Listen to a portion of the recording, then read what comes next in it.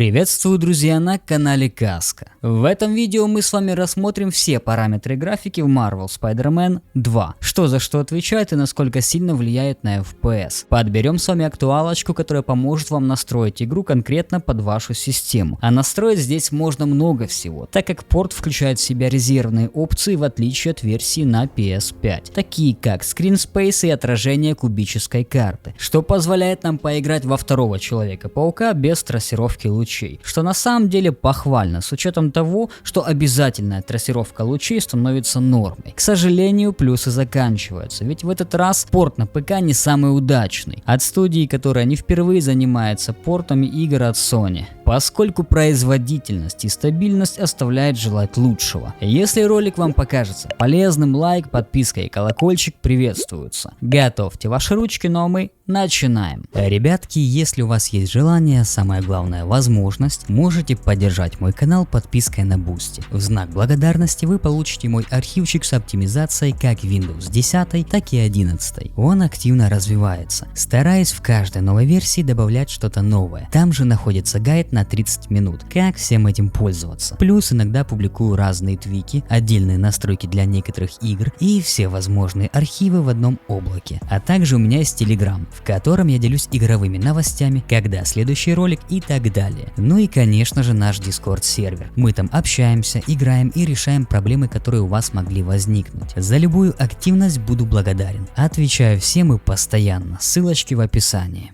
Хорошо, начнем с масштабирования изображения. При разрешении 1440p в режиме качества ни один из этих апскейлеров не обеспечивает идеального стабильного изображения. Даже DLSS демонстрирует некоторое мерцание и ступенчатость, хотя и выглядит более стабильно, сравнивая с другими вариантами. Касаемо производительности, FSR выдает почти такое же количество кадров, как и DLSS, в то время как XS немного отстает, и IGTI обеспечивает больше всего кадров, но и качество картинки хромает хуже остальных. В нативном разрешении и на том же уровне резкости DLAA выглядит мягче по сравнению с FSR-AA и XAA, а по производительности у TAA чуть больше кадров, чем у всех остальных. Вот вам пример, как выглядит и работает Spidey 2 без сглаживания с SMAA против TAA. Несмотря на то, что игра включает в себя одну из последних версий DLSS, она по-прежнему использует старый пресет A. Если мы в NVIDIA A принудительно подрубим последний пресет K, разницу заметим невооруженным глазом. Изображение станет более четкое и стабильное, особенно при просмотре волос или других мелких деталей. Однако пресет K имеет свою цену. Мы можем потерять до 11% производительности в одной и той же сцене. Несмотря на все вышесказанное, пользуйтесь масштабированием изображения с осторожностью, ведь именно во втором Человеке-пауке имеются колоссальные проблемы с отражением некоторых деталей, как пример сетка.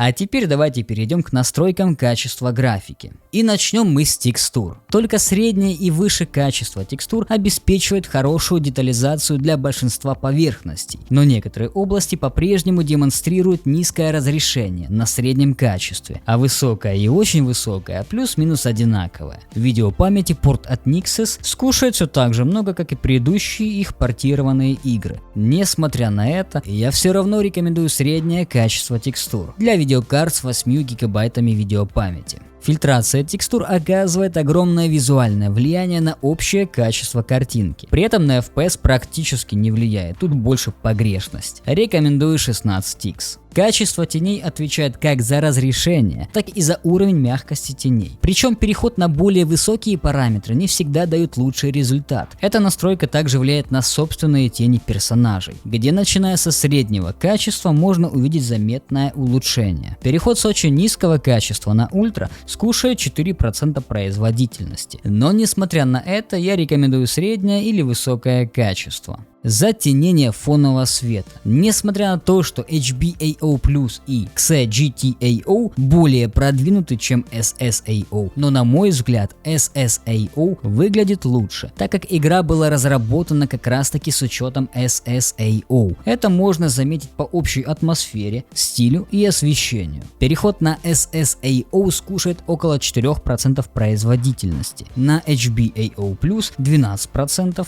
и на XGTAO SSAO целых 14%. Я рекомендую SSAO. Отражение в экранном пространстве, или SSR, значительно улучшает визуальный эффект игры. И нет никакой визуальной разницы между низким и высоким качеством. SSR скушает не так много FPS, около 3%. Я рекомендую высокое качество. Трассировку лучей на данный момент мы пропустим. Вернемся к ней чуть позже. Детализация. Тут можно отметить, что самые большие изменения происходят конкретно при переходе с очень низкого качества на низкое, в то время как более высокие параметры постепенно улучшают качество геометрии и дальность прорисовки удаленных объектов. Переход с очень низкого качества на низкое скушает 8% производительности, средняя 16%, высокая 23%, очень высокая 28% и, наконец, максимальная целых 36%. Я рекомендую среднее или высокое качество.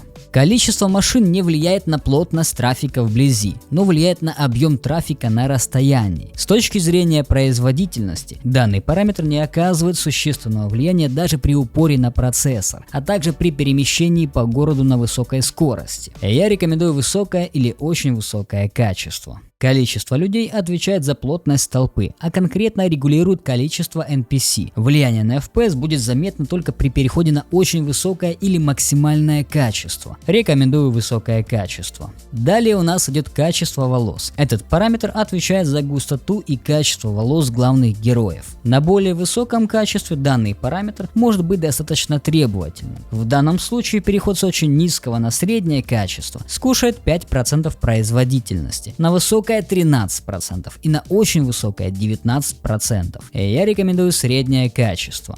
Качество погодных эффектов. Судя по всему, данный параметр отвечает за два аспекта. Во-первых, он контролирует плотность капель дождя, хотя на FPS это никак не влияет. Во-вторых, включаются объемные облака при переходе на среднее и выше качество. И уже в этом случае качество погодных эффектов существенно так влияют на производительность. Переход с низкого на среднее качество скушает около 4%, на высокое 9% и на очень высокое 15%. Рекомендую среднее качество.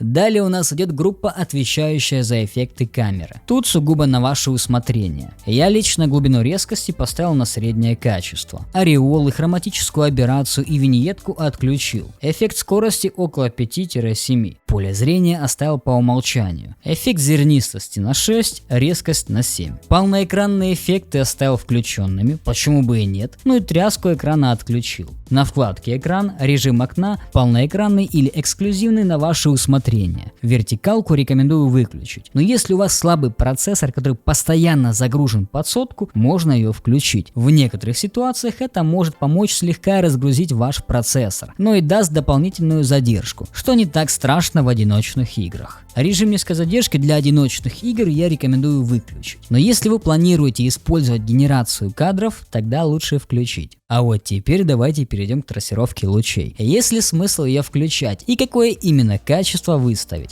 Трассировка лучей отражения. При его включении у нас также включается подробная геометрия отражения и расстояние до объектов. В первом случае отвечает за разрешение RT. Очень высокое качество обеспечивает более высокое разрешение RT, сравнивая с просто высоким. Однако это существенно так понижает производительность. Около 30%. Во втором случае подробная геометрия отражений отвечает за уровень детализации геометрии, скушает 20% производительности.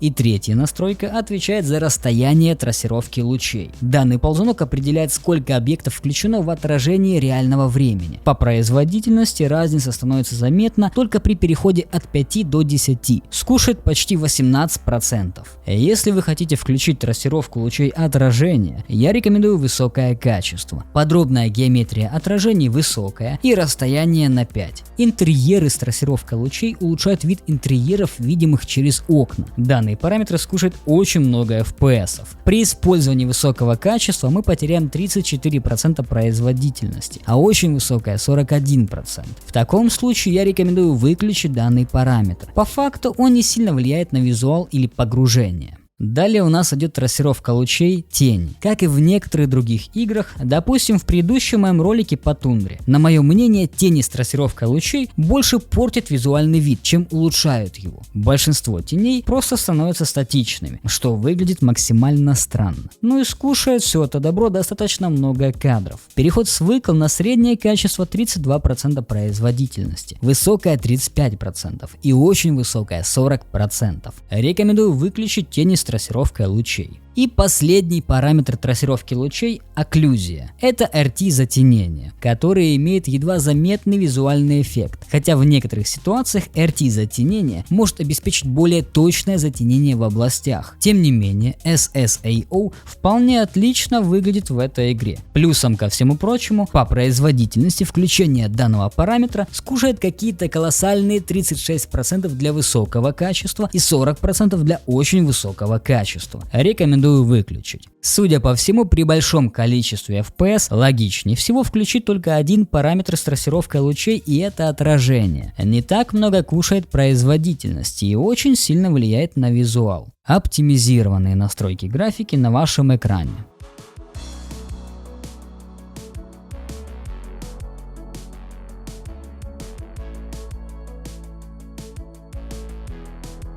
Подытожив, я могу сказать следующее. В этот раз порт от Nixxes, на мое мнение, стал по оптимизации хуже всех прочих. Рекомендую дождаться патчей. Уверен, что исправления не заставят себя долго ждать. С вами был Каска. Попрошу оценить ролик на ваше усмотрение. Лайк или дизлайк, подписаться на канал и поставить колокольчик. Желаю вам высокого FPS.